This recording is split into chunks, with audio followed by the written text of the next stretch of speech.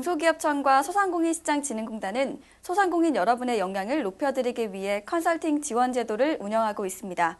소상공인 매거진에서는 실제로 컨설팅 지원에 나섰던 전문 컨설턴트를 스튜디오에 모시고 사례를 듣는 시간을 갖고 있는데요.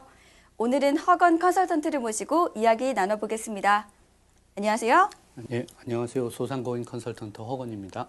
네, 선생님은 지난 2010년부터 컨설턴트로 활동 중이시라고 들었습니다. 오랜 경력만큼 사례도 다양하실 것 같은데요. 그 가운데 오늘은 어떤 사례를 들려주실 건가요?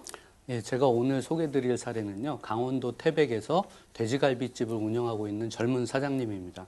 그 사장님이 부모님하고 같이 운영을 하고 있는 매장인데요. 기존에는 다른 곳에서 운영하다가 태백으로 옮겨와서 운영을 하는 매장이고요.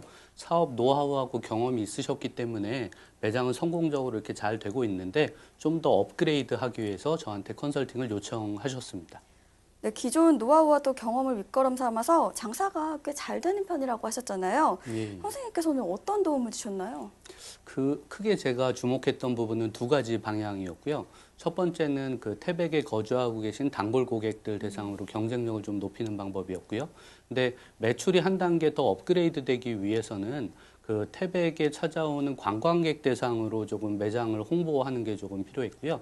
근데 이제 그 태백에까지 와서 손님들이 먹고 싶은 돼지갈비는 그냥 일반적인 돼지갈비가 아니라 뭔가 조금 태백만의 어떤 색깔이 있는 게 좀 필요하다고 생각을 했습니다. 근데 그 사장님이 기존의 돼지갈비에 어떤 과일하고 마늘을 듬뿍 넣어서 그다음에 어떤 그 색소 같은 걸 넣지 않고 그래서 이제 건강한 맛으로 잘 하고 계셨습니다만 그 플러스 알파적인 요소가 조금 필요했고요. 그래서 제가 제안드렸던 부분은 태백의 채소 플레이트였습니다. 그러니까 채소 플레이트가 뭐냐 하면 그 왜 고기 같은 거 먹을 때 쌈 같은 거 이렇게 싸 먹지 않습니까? 근데 이제 태백이 아무래도 고랭지 채소가 좀 유명하다 보니까 고랭지 채소를 활용해서 어떤 그 채소 플레이트를 만들고 그것만을 통해서 이제 손님들한테 태백의 어떤 고유의 돼지갈비 맛을 조금 느낄 수 있도록 제안을 드렸습니다. 예. 네, 그냥 돼지갈비가 아니라 태백 고랭지 채소에 싸먹는 돼지갈비, 관광객들에게 인기가 굉장히 많았을 것 같습니다. 그런데 관광객들이 찾아오려면 자리가 중요하잖아요. 그 가게 입지는 괜찮았나요? 그 가게에 입지하고 상권은 그 번화가에 있었다고 이야기하긴 좀 어려울 것 같고요. 조금 다소 외곽에 좀 떨어져 있었습니다. 그래서 걸어서 찾아가기엔 다소 좀 불편하고요. 근데 이제 아무래도 차를 타고 많이 오시고 더더군다나 관광객분들은 차를 타고 많이 오시기 때문에 차량 접근성하고 뭐 이런 거 중요한데 거기는 주변에 그 웨딩 컨벤션이 있어서 조금 찾아가기가 좀 쉬웠고요. 더더군다나 그 매장 앞에 주차 공간이 넉넉해서 차를 가지고 오시기에도 조금 무난했습니다. 또 매장의 전반적인 분위기가 기와집 분위기였기 때문에 그런 느낌도 되게 좋았고요. 그래서 그 매장이 아주 번화가 있진 않지만 그 차를 타고 가기에는 부담이 없는 그런 곳이었습니다. 네, 관광객이 찾아오기에는 좀 괜찮은 자리였군요. 사실 관광객들은 주로 맛집이라고 알려진 데는 찾아서라도 가는 경우가 많잖아요. 그래서 가게 홍보가 참 중요한데 홍보는 어떻게 도와주셨나요? 기존의 사장님이 현수막 같은 플랜카드를 적극적으로 활용을 하고 계셨거든요. 근데 제가 제안을 좀 더 드렸던 부분은 그 아무래도 돼지갈비에 좀 더 부음업과 분위기 조성이 좀 필요했고요. 그래서 좀 더 공격적으로 홍보 문안을 작성할 걸 제안드렸습니다. 그래서 현수막에 태백 돼지갈비의 날 이렇게 적어서 조금 홍보할 거를 제안을 드렸고요. 그래서 매달 며칠은 돼지갈비를 먹을 수 있는 분위기를 조금 만들 수 있도록 했습니다. 그래서 그런 부분이 조금 많이 인기를 얻었던 것 같습니다. 네, 태백 돼지갈비의 날, 이 가게 홍보를 축제날처럼 펼치자고 제안을 하셨는데요. 이 자리에 나오셨던 컨설턴트 분들이 음식점을 알리려면 입소문이 중요하다고 하시더라고요. 그 돼지갈비 업체는 구체적으로 어떻게 알리셨나요?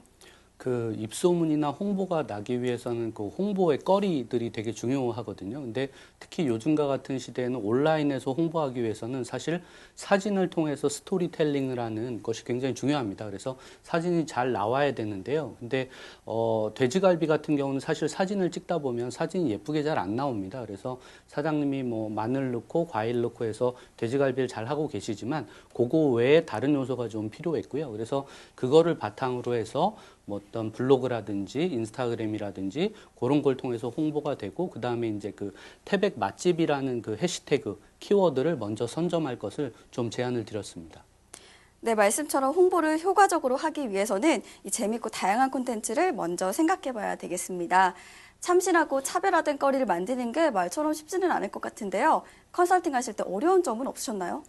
그 사장님이 기존에 다른 곳에서 운영하시다가 그 태백으로 옮겨온 그런 사례이거든요. 그래서 기존에 그 태백 쪽에서 유사한 업종으로 해서 하는 경쟁자들이 많이 있었고요. 근데 그런 업체들 같은 경우는 더욱이 10년 이상씩 해서 든든한 고객 기반이 있었습니다. 그래서 그런 기존의 매장들하고의 어떤 차별적인 요소, 그런 차별화 전략을 뽑아내서 수립하는 것이 조금 어려웠던 부분이라고 할 수 있겠습니다.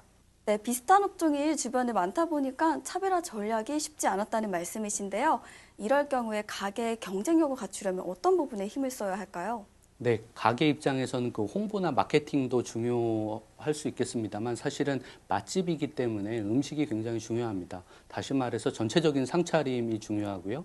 그거는 주 메뉴와 서비스 메뉴 간의 균형이 굉장히 중요합니다. 그래서 사장님이 돼지갈비는 잘 하고 계시고 그 서비스 메뉴가 좀 더 그 주목할 필요가 있었는데요.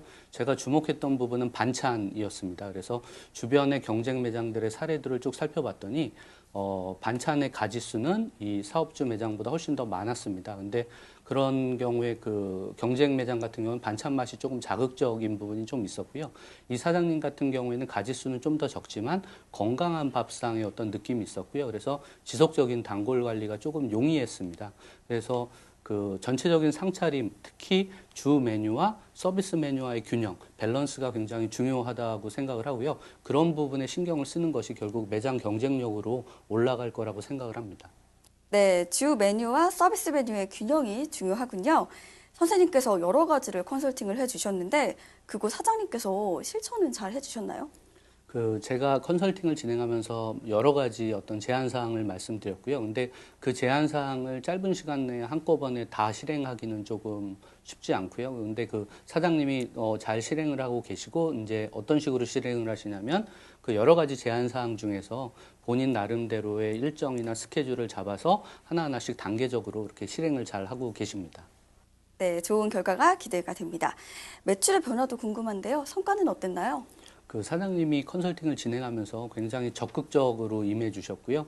그래서 그 실제로 매출이 기존에 잘하고 있는 매장이라 대폭 상승한 건 아니고요. 한 15% 정도 상승을 했고 그 순이익은 1,000만 원 이상 상회할 정도의 순이익을 가지고 계신 상황이고요. 그 현재 자영업 상황을 봤을 때는 쉽지 않은 상황입니다만 아주 잘하고 계신 업체입니다. 네, 순수익이 그 정도라면 상당한 결과라고 생각합니다. 네, 끝으로 방송 보고 계신 소상공인 분들을 위해서 당부의 말씀 있다면 부탁드립니다. 앞으로의 소상공인의 상황은 쉽지 않은 상황이 될 수도 있을 것 같습니다. 특히 당장 내년부터는 최저임금이 대폭 상승하는 그런 상황이고요. 그런 걸 극복하기 위해서는 자영업 사장님이 생산성을 높이는 게 좀 필요하고요. 그러기 위해서 매장 운영 과정의 어떤 과정마다 효율을 높일 수 있는 것, 그런 거에 좀 더 개선이 좀 필요하고요. 이제는 자영업에서도 혁신이 필요한 시기입니다. 그래서 그 혁신형 소상공인이 되시기를 당부드리고 싶습니다. 예, 최저임금 인상으로 많은 소상공인들의 어깨가 무거울 수밖에 없는데요. 이럴수록 혁신이 필요하다는 말씀 꼭 명심해야겠습니다. 오늘 이렇게 시간 내주셔서 감사합니다. 감사합니다.